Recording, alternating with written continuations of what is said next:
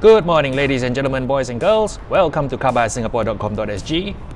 And the car you see here today with us is the Volkswagen ID.4 GTX. Volkswagen Singapore has confirmed that these are coming to Singapore and they are essentially Volkswagen's electric cars. The ID.4 is going to be sold in every country that Volkswagen is in, and the GTX logo you see on the side signifies this as the performance model.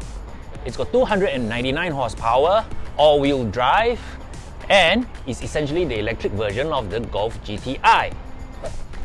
And here we are inside the Volkswagen ID.4 GTX. As you can see, it's all very clean, tidy, and modern Volkswagen electric car architecture.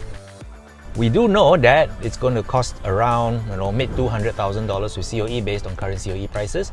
But the catch is the car is not coming to Singapore until at least 2024. Well, the talk is that there's been a lot of demand for them and the allocation is spread thin.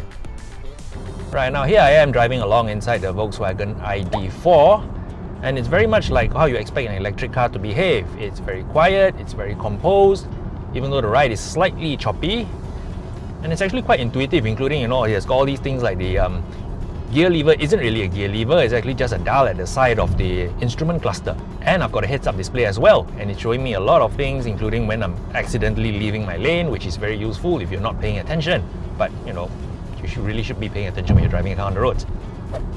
Right, there's one criticism about this car is that it's still full of touchpads. Well, Volkswagen is actually rolling back on this. They say from the next generation onwards, they're going to try and introduce more buttons back into the car because, when you're driving along and you have to feel for a switch rather than actually feel for a button, it's really difficult to see because you have to take your eyes off the road to look at the screen to see what you're pressing, and that's never a good thing.